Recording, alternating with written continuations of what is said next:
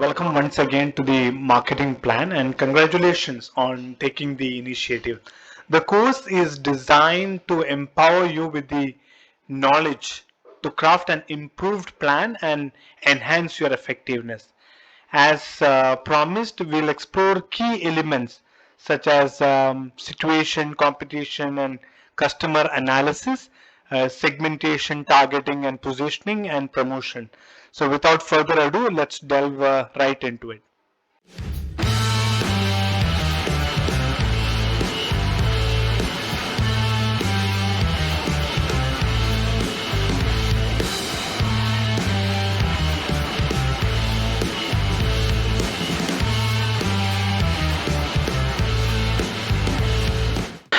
Welcome to the first lesson of our online course, and we are crafting a comprehensive marketing plan.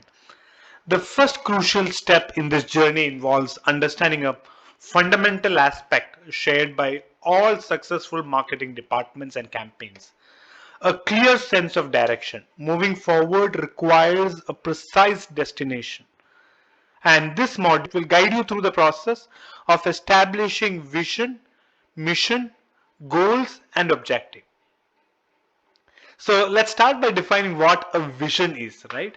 A vision serves as a vivid and inspiring depiction of where an organization aspires to be in the future. It provides a broad and overarching idea of the desired outcome. Right? For instance, imagine a tech company with a vision to create a world where seamless connectivity transforms. Right? Similarly, look at the mission. Right? We'll delve into the concept of mission. A mission statement encapsulates the core purpose of values of an organization, right? Outlining its reason for existence, right? Taking a tech company again, right? A mission to make work easier, right? And by providing suitable and cost-effective tech solutions. Whereas, moving on to goals, there are specific and measurable achievements that contribute to fulfilling the mission. Right now, from the marketing plan perspective, or from the marketing department perspective, consider the goal of establishing thought leadership. Right, in an IT services firm, this could involve becoming recognized as an industry authority, right, through informative content and expert insights. Similarly, let's look at objectives, right? Objectives are the actionable steps taken to achieve the goals, right? For instance, an objective related to thought leadership might involve publishing one in-depth analysis report per quarter, right? Additionally, maybe hosting a thought leadership webinar or podcast, right? And you can decide the frequency once every 2 months or once every fortnight based on need, right? And that can be another tangible objective. It fosters engagement and expertise with the target audience.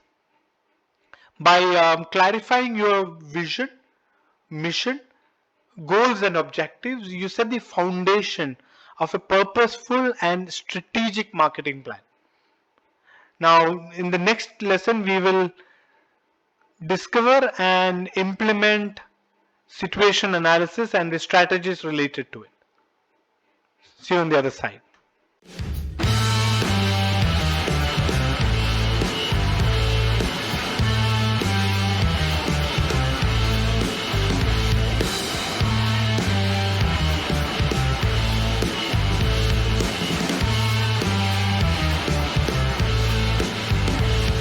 Back and to the next segment of our online course, and here we'll delve into the crucial steps of market analysis, market size assessment, and a comprehensive SWOT analysis tailored specifically for tech companies. And let's equip ourselves with the tools needed to navigate the dynamic landscape of technology industry.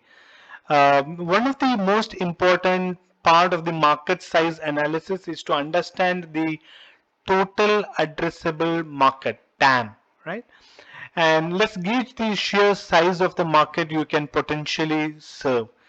And the way I do this is to look at various industry sites, research reports, analyst briefing, and you can also look at the annual reports of publicly listed companies in your industry, right?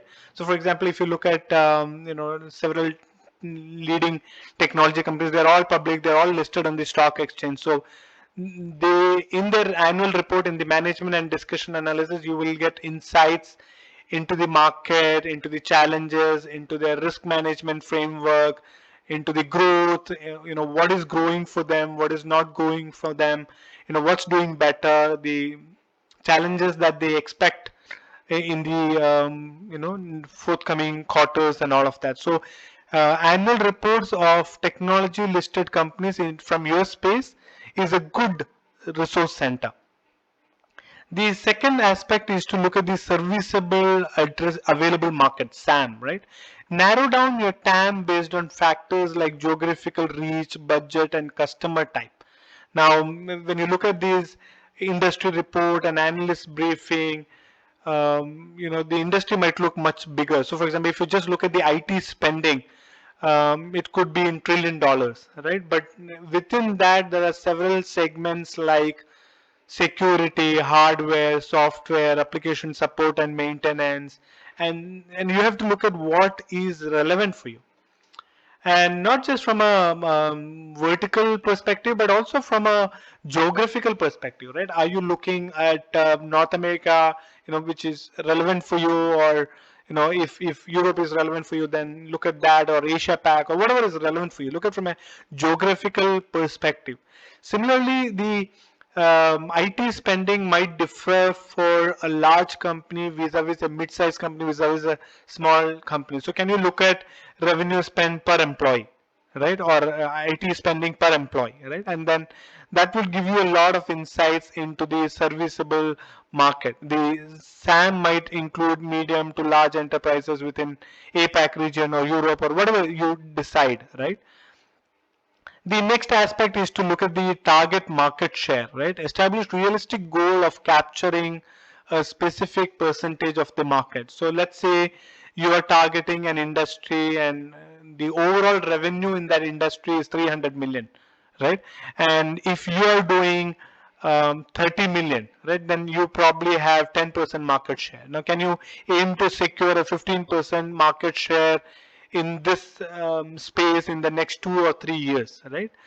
So that's how you calculate the market share, and this is not the best of the best ways to calculate your market share, but you get to start somewhere. So look at the total revenue generated in that space, and then look at your revenue and divide by that, and then you will get your approximate. It has its own pros and cons, but you will be able to start somewhere, right? The next aspect is SWOT analysis, right? And this is a very important aspect. It's time to look inward and identify the internal strengths, that provide a competitive advantage, right? What factors are, what factors influence the buying decision? Cost, do you have a competitive cost? Technology, do you have a very cutting edge competent team and a cutting edge technology? What's your business model? And several aspects. Do you have accelerators, and how good are your accelerator? And does your accelerator provide tangible benefits?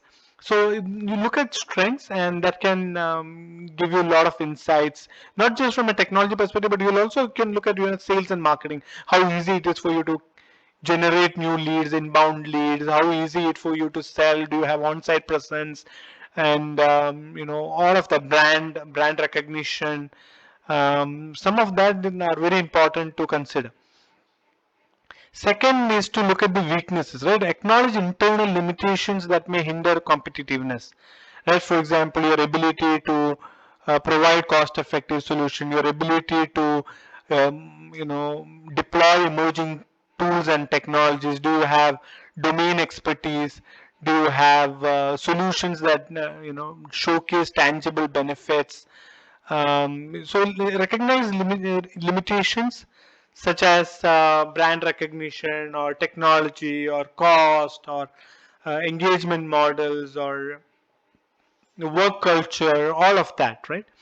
The next step is to look outward and evaluate external factors that can be leveraged for growth, right? So it includes the regulations, policies, and the mood of the industry, right? And then if the industry is receptive to the new technologies or new tools, how can you use that as an opportunity to sell more of your product or solution?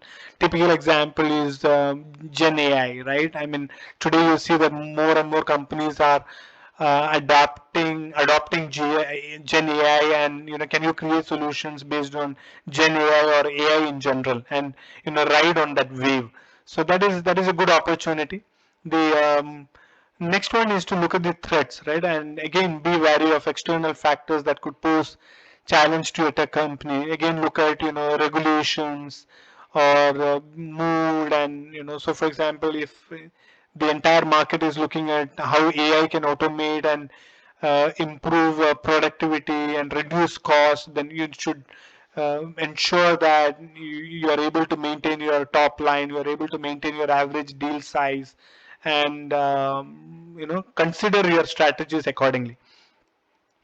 By understanding a meticulous or by undertaking a meticulous market analysis, right, assessing market size effectively and performing a detailed SWOT analysis, you and your company will be equipped with the insights needed to navigate the competitive landscape strategically. Right? We'll also go to the next step, and there we will talk about the direct, indirect, and substitutes, and how you can do a strong competitive analysis and SWOT analysis. I look forward to seeing you on the other side. Thank you.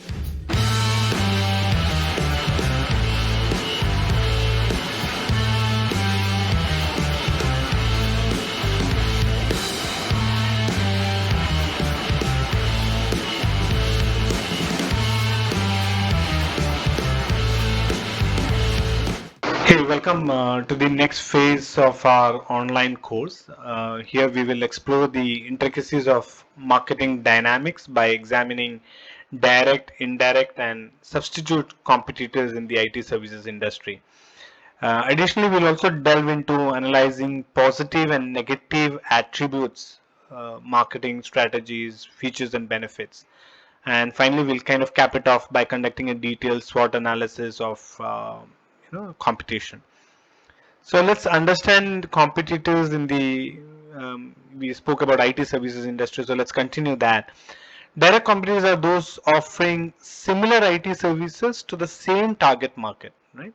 And indirect competitors may provide different services but cater to the same needs. And while substitute competitors offer different solutions addressing the same problem. Now, if you look at it, for example, if there is an IT services company that manufactures cyber security solution, direct competitor might be another firm offering similar cyber security services, right? And indirect competitor could be a company providing general IT consulting, and substitute might be even offering a product. So it's not in the same services, but they cater, they address the same problems, right? So direct competitors are those offering similar IT services to the same target market, right? And indirect competitors provide different services but cater to the same needs, while substitute offers entirely a different solution. Now, I wanna take another example, which is not really tech, but probably explains it much better. I want to take example of automobile. Now, let's take example of BMW, right? And we know that BMW is a luxury car manufacturer, and Mercedes-Benz is the Merc is the direct competitor, right? It manufactures luxury cars, it targets the similar market segments. It directly competes with BMW in terms of performance, design, and target customers demographics. Both of them are renowned luxury car brands. Now, indirect competitor on the other hand could be something like Tesla. right? It operates in different market segment but addresses the similar needs. So Tesla is in luxury car space. It's often positioned as a more technologically advanced and environmentally conscious alternative, and it indirectly competes with some of the luxury cars in the segment and all that. And consumers interested in both BMW and Tesla may weigh factors such as sustainability, technology, and performance. Whereas Uber is entirely a different ballgame altogether, right? Uber could be a substitute. It offers an alternative transportation solution, right? That might compete with BMW in certain situations, right? So people who want luxury, let's say Uber Prime, right, or Uber Black, or who don't own personal vehicle ownership, particularly in urban areas. Consumer may choose urban instead of owning a luxury car like BMW for specific journeys, right? Emphasizing convenience and flexibility, right? So now you see the how in the car manufacturer example, you are able to see the difference between the direct, indirect, and substitute, right? The direct competitors are offering similar product or services to the same target market, luxury, car market, right? Indirect competitors are different services but same needs, right? Different segment, and it's a electronic and more conscious, environmentally conscious cars, but it caters to the same needs of transportation and all that. While substitute, here in the case Uber Prime or Black, whatever the Prime services are, they offer different solution, right? It's not car ownership, but it addresses the same problem. Now, so where to look for information, right? So I think you should look at information like industry reports, competitor websites, and customer reviews. There are a lot of review sites that you can look at to find out more in terms of direct and indirect competition and competitor websites. And to identify substitute, you might have to explore adjacent industries and alternative solutions, like we spoke about Uber a little while ago, to understand your target market and what they are considering. And the next step, once we understand the direct, indirect, and substitute, I think the next step is to really look at the positive and negative attributes of your competitors, right? Identify what sets your competitors apart positively, such as whether it's solution, engagement model, clientele, on-site presence, accelerators, management team, funding, right, VC backing, right? And from negative, you can look at where your competitors may fall short. Are they working on outdated technologies, outdated services, outdated tools, negative perception about their cost or brand or engagements, or do they have reviews related to overshooting the budget and timeliness, bad work culture, anything like that, right? Can slow response time, all of that can contribute to negative attributes. The next aspect is to really look at the features and benefits of your competitor, right? What are their leading features and what's in your right in your alley, right? And then how you can leverage your positive features and benefits and all of that. And of course, you will look, sources to look for information include marketing collaterals, customer testimonials, reviews on various platforms, whether it's G2 or Clutch or anything else, and they can provide valuable insights. Additionally, I think you can also look at industry conferences and competitors. Have they won awards? Then you can look at their award applications. Some of that can give you a lot of insights the way they work and all that. The next step is to look at SWOT analysis of your competition, right? Identify their strengths, weaknesses, opportunities, and threats. Similar to how we did SWOT analysis for your company, right? Again, you can look at all of their financial statements, news articles, testimonials, webinars, social media, engage in social listening to gather real-time information, right? And you can do your own surveys also to see how much of your target market or serviceable address market, so market is recognizing your competition, are they rating them better than your own services.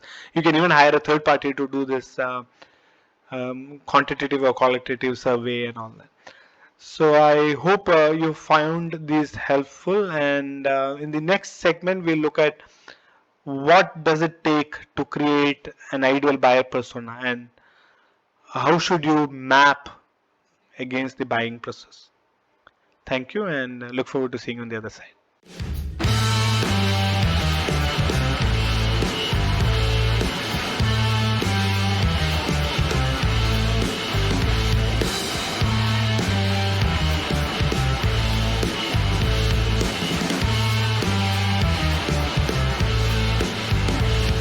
Welcome back, and I'm very excited to take you through the course on crafting winning marketing strategy for tech companies. In this section, we'll delve into critical aspects of understanding your audience through a detailed buyer persona and mapping their buyer journey. All right, let's get started.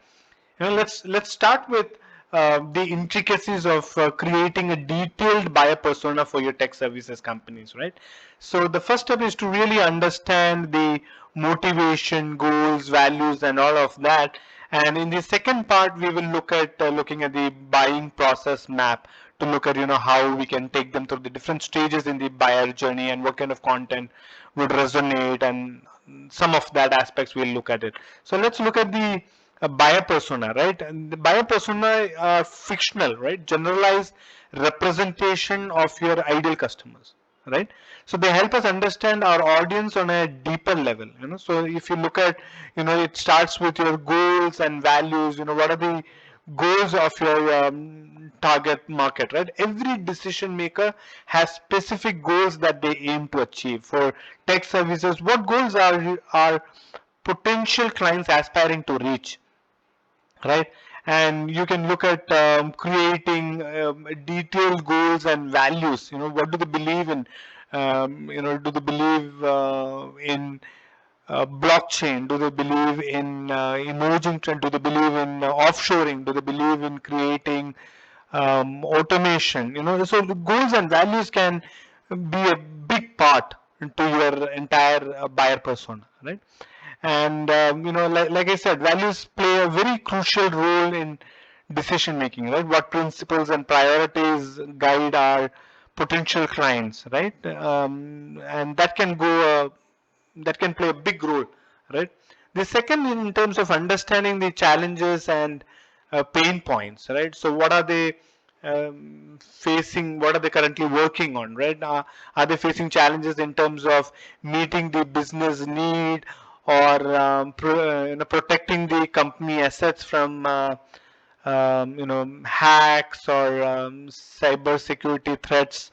And then pain point, right? Are the costs going up? Are they working on a shrinking budget? What about the distributor workforce? So there are different challenges and pain points that they are facing. Make a list of the challenges and pain point, key, top 3 or 4 challenges and pain points. And then the next point is really the information sources, right?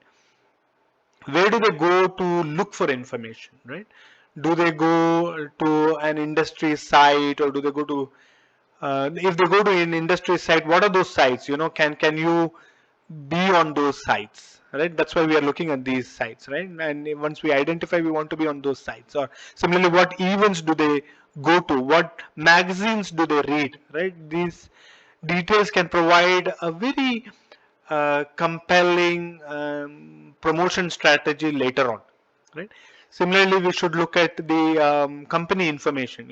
What is the company background? Are they in tech industry or are they in retail industry, right? If it's in the tech industry, how easy it would give us more insights into what's happening in their industry, the initiatives, the adoption, and all of that. So make sure you capture the company information, including revenue, vertical, growth, employee size, sub-vertical, all of that, and that can play a very crucial role in terms of understanding the buyer persona, because the challenges of a buyer in a mid-sized company is very different for a company in large enterprise, and a mid-sized company in retail will do business very differently than a retail company in tech industry, right? The challenges are different, right? The technology adoption is different.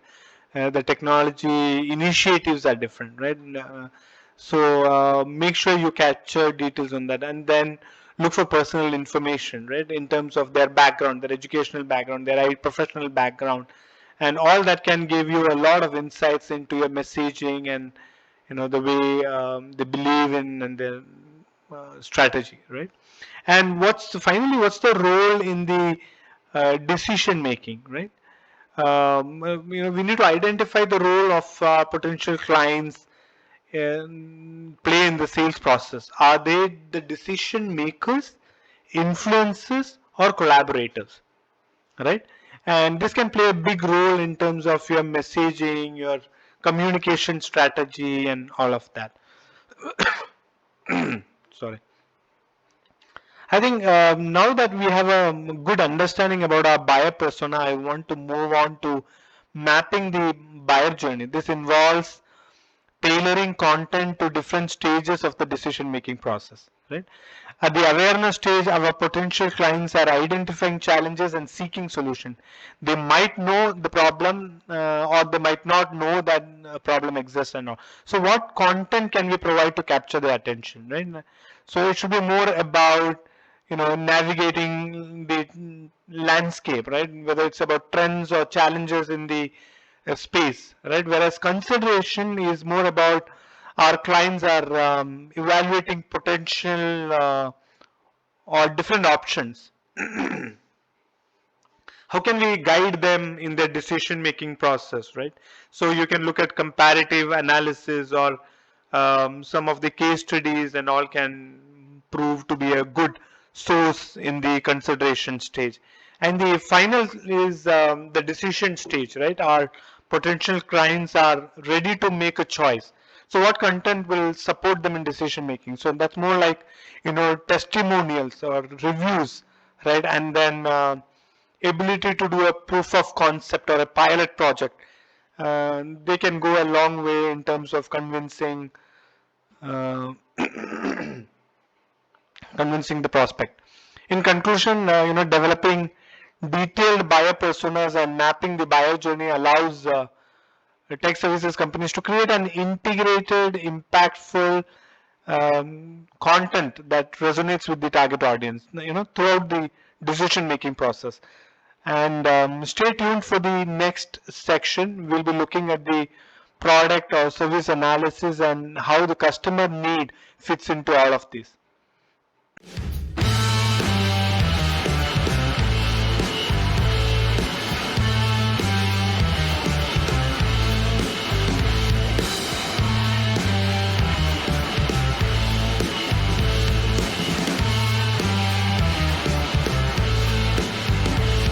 Hello and welcome back to the next phase of our online course where we will explore the crucial steps of understanding the features and benefits of our solution and aligning them with the customer needs and determining if there is a synergy that can drive your marketing promotion plan. So without wasting any more time, let's dive straight in. In this section, the part one is the feature and benefit analysis, right? In this section, we'll dissect the top features and benefits of our solution. We'll evaluate how it stands out from the competition, and if it's not entirely different, whether it's better or cheaper or faster, what unique benefit it delivers. Second is, we look at, competitive differentiation, right? Begin by identifying the key features that sets your solution apart. So you will list down the top 3 or 5 features, feature 1, feature 2, feature 3, feature 4, feature 5, and then their corresponding benefits. What benefits do they deliver? All right. And you begin by identifying the key features that sets your solution apart and how does it stand out from the competition. You have to consider factors like whether it's innovation or technology or unique capabilities, right? And then look at whether it's a better, cheaper, faster analysis, right? Can you analyze whether your solution is better or cheaper or faster than the competition? If not, what benefit does it offer that can still make it a preferred choice for the customers? right? You can also look at the what benefits it delivers, right, to address a specific pain point, a pointed solution, right? And I think the second part is where we start to analyze the customer needs and prioritization. So let's talk about how what are the critical elements that your target customers are looking for in a solution. Now, this is entirely outward inward, right? You're looking at what do they need, what do your customers need, right? What are their priorities? And then you look at, now you understand that not all the customer needs carry the same weight. So your goal is to prioritize from high importance to low importance, right? And that would go a long way in terms of creating a messaging. And then once you prioritize that, you do a synergy analysis, right? If there is a synergy between these 3 points and benefits, right? So then congratulations, right? You can proceed to develop your marketing promotion plan and highlighting the alignment between what the customer seeks and what your solution delivers. However, if there isn't enough synergy between what the customer needs are from high priority to low priority and the benefits that are there, if there is no synergy between customer needs and the benefits that you deliver, then it's time to revisit the drawing board. You have to reevaluate the features and benefits that your solution provides and identify how they can map closely to the prioritized customer needs. This is a very important step in the entire marketing plan. Make sure that you are working with the operations team or delivery team or the product development team to create a product analysis slide and map it with the customer need. In the next phase, we will look at what are the promises that brands make and how we should go about delivering those promises. Until next time, thank you.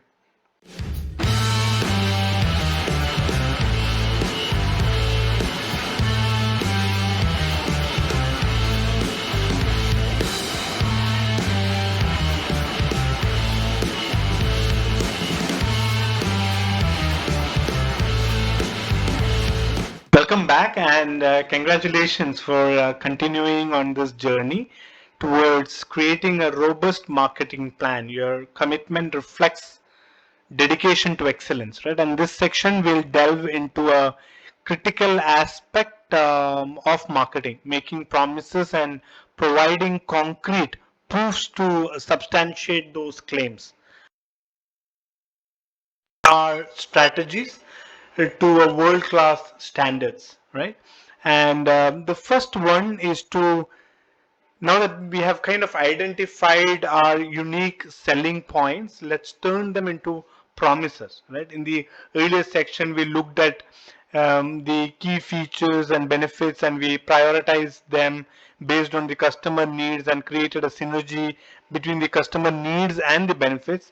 And in this section, we will talk about, what do those uh, features and benefits lead to the selling points, unique selling points, and how do we turn them into promises, right? And but naturally, we won't stop there.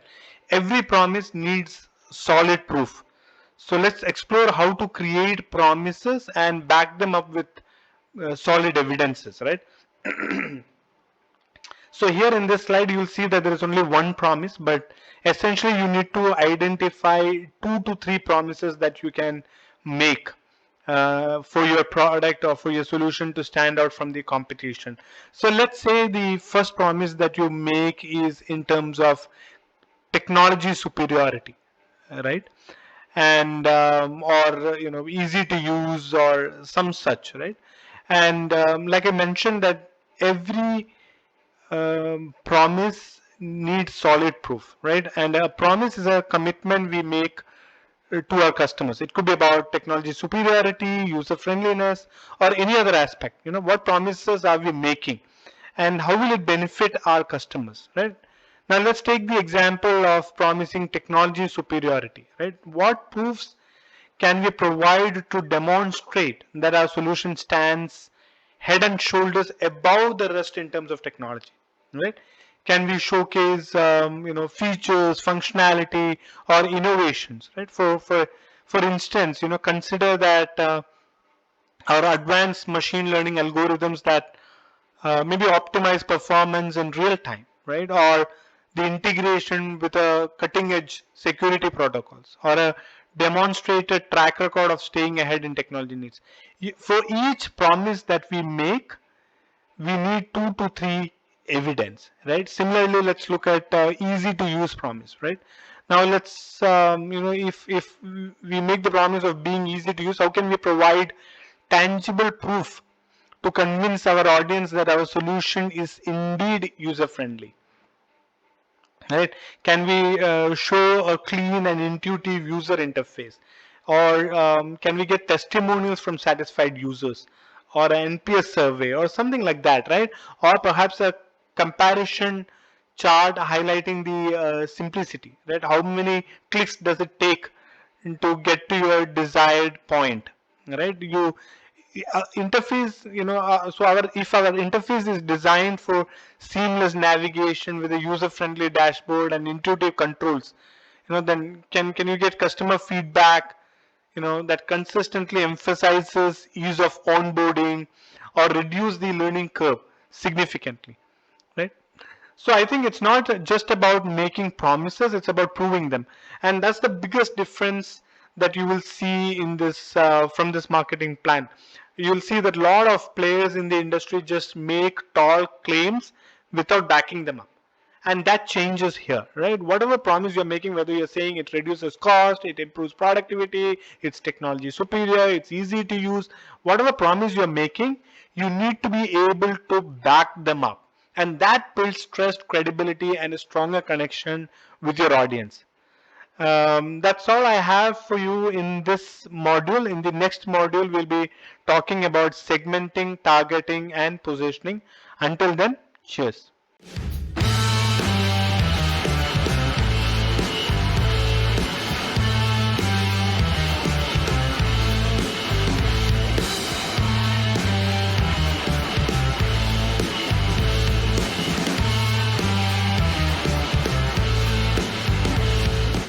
Welcome back, and this is a very pivotal section of our online course, and we'll delve into the intricacies of segmenting, targeting, and positioning, the foundation of a very powerful marketing strategy, right? This section is crucial as it forms the backbone of your approach to effectively reach and resonate with your audience, right? And so let's talk a little bit about what segmentation is, targeting, and positioning is, right? So segmentation is about dividing your market into distinct groups based on certain criteria. And why do we do that, right? Because this allows us to tailor our strategies to specific audience needs, because we don't want to end up speaking to everyone, because then you are not speaking to anyone. So the idea is to segment and divide your market into distinct groups based on certain criteria, right? And you can create segmentation based on industry verticals, company size, technological needs, pain point that they are trying to solve, right? And so, for example, we'll talk about we'll dive into examples a little later. I'll try to explain it with a few examples, right? And similarly, if you look at targeting, right? Now, what is targeting? Once you have segments and you have broken down into distinct groups, then your job is to select the segments that align with your strengths and are most likely to respond positively to your offering. Right? So it involves evaluating the attractiveness of each segment, right? And selecting the most promising one. Okay, so the steps are very simple. You identify the segment attractiveness, you evaluate the company capabilities, and you select the most viable target segment, right? And if you look at the positioning, right, the positioning is about creating a distinct image and space for your brand in the minds of target customers. It's about how you want your audience to perceive your brand, right? And it involves identifying your unique selling propositions and communicating them effectively. So you identify your unique selling points, analyze your competitor positions, and define your brand's position. Right? It's as simple as that. Easier said than done. Now let's dive in a little more with example, right? So that we are able to. Now I'm taking a retail tech company, okay, as an example. So if you see the company is here for a retail tech company specializing in inventory management solution. Let's break down the concepts of segmentation, targeting, and positioning, right? So the segmentation, what did we do? We identified different segments, right? So there is e-commerce platforms, then there are brick and mortar stores, and then businesses adopting both models, which are hybrid models and all that, right? And then in the next step, we try to customize for each segment, right? You tailor inventory management solution to address the unique challenges and needs of each identified segment. So what do I mean by that? So, so the example is, let's say, customize features for e-commerce efficiency for the e-commerce segment. For a brick and mortar or a traditional store, it's like, can you streamline the operations? And for the third hybrid, it's like, can you offer flexible solution for hybrid businesses? So you'll see that, we tailor inventory management solution to address the unique challenges for each identified segment, right? And you can further refine this based on, the revenue size and all that. The second is, let's talk about how the same company will go about targeting. Right. So we identify specific retail segments where inventory management solution can provide maximum value. Okay, so we spoke about e-commerce, brick mortar, and hybrid. So let's say that we will target mid-size retailers seeking advanced inventory solutions to optimize operations and customer experiences, right? And you evaluate the specific inventory needs of each target segment to align solutions effectively, right? So you evaluate their inventory need, right? So assessing the need for advanced features, what do they need for scalability and what kind of adaptability in the mid-sized retail operation and all of that, and then you create a strategic alignment of capabilities of inventory management solution with the unique requirements that of the chosen target segment. In this case, we spoke about brick and mortar. Right. In the third phase, we spoke about positioning, right? So you identify the unique features of inventory management solution that sets them apart in the market, right? So can you highlight a technology capability, maybe AI, right? AI driven capabilities as a standout feature for efficient and intelligent inventory management, right? And then second is to look at the how it uniquely solves problems for the target market. So that's in a way, what I have for you on the segmentation, targeting, and positioning. It's a very pivotal step. And like I mentioned, segmentation is all about dividing a market into distinct groups. And targeting is all about, once you have identified your segments, the next step is targeting, selecting the segment that align with your strengths and most likely to respond positively to your offering. And then positioning. In the positioning, you create a distinct image and space for your brand in the minds of your customers. And I explained that with the retail tech company specializing in inventory management solution, how they looked at different segments like e-commerce, brick mortar, and hybrid, and chose brick mortar as the segment where they are most likely to get positive response. And then they went about creating unique positioning using AI-driven solutions and how that solves their pointed business problems. So I hope you found it helpful, and I look forward to seeing you in the next module. Until then, cheers.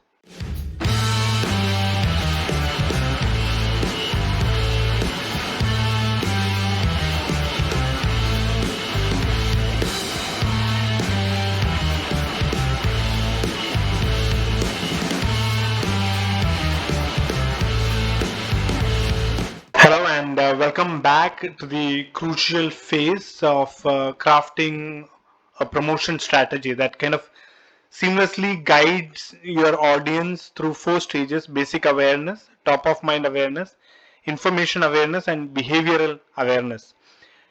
This aims to meticulously align tactics to each stage, ensuring accuracy and maximum impact. The goal or the objective of the basic awareness stage is to introduce the brand, right? So you introduce the company logo and name to potential customer. That's all your objective is. So you avoid long form content. You avoid talking anything about differentiator or any of that. Your only objective is to introduce the company logo and name, you know, to potential customers, right? So you develop a visually appealing and memorable logo and ensure that there is consistency across all promotional materials, right? And then you launch targeted social media campaigns to reach a broad audience. So these are some examples of tactics, right? How you collaborate with industry influencers and publication to feature your brand, because all you're trying to do here is to introduce your company logo and name. You're not expecting them to know your features, benefit, your strengths, your customer testimony, nothing, right? Only introduce the brand, right? And the second stage is top of mind awareness. Here you are establishing market presence, right? You want to position your company as one of the leading providers in the industry. So if they ask, you know, who are the top three or four or five um, retail tech companies in the inventory management solution, they should be able to name you an example, right? So the objective is to position the company as one of the leader providers in the industry, right? And some of the tactics could be, you know, you create, you know, valuable content like blog posts, white paper, infographic to showcase your expertise. You can also sponsor industry events and host webinars. And here you have seen that, you know, we are moving to slightly long form content here. And then you invest in native ads, you know, to blend with the content on your popularly industry sites and all, on the popular industry sites, right?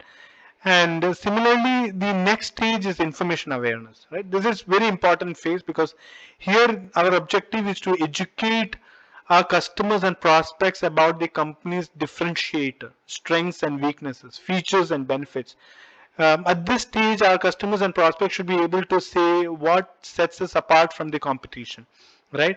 And some of the tactics here is to publish detailed blog series. You know, you can publish a detailed blog series addressing industry challenges and solutions. You can have video tutorials or video webinars and all of that, and develop case studies, you know, highlighting successful implementation, all of that, right? The next stage is behavior awareness, right? Encouraging action. You know, this is where you know, we prompt the audience to take action, such as starting a pilot program or signing up for a trial or making a purchase and all that. Here you can use tactics like limited time offers or personalized email campaigns or referral programs, right? In conclusion, the, you know, it's, you have to craft a meticulous promotion strategy aligning with these four stages, right? Basic awareness, top of mind awareness, information awareness, and behavior awareness. And that ensures that your brand is not only recognized but also positioned appropriately. And those tactics kind of, you know, that you craft carefully for each stage will create lasting impressions and drive behavioral awareness, right? Ultimately leading to customer engagement. So the next step is budgeting. So in the budgeting, you would look at various line items, and based on the promotion strategy and tactics that we decided. So based on your, you know, basic awareness, what kind of tactics are you creating, right? And create budget for that. Similarly, what kind of tactics do you have for top of mind awareness? Create budget for that. And then tactics for information and behavior awareness, and budget for that, so on and so forth. So that's exactly how you will go about creating promotion strategy and creating budget for your promotion stages. We have come to the conclusion of the online module. Thank you for joining the online course. I hope you found it valuable and have better clarity now on how to create a marketing plan. Please connect with me on LinkedIn or YouTube. Subscribe to the newsletter if you haven't already. I would love to hear your feedback and suggestions. Until next time,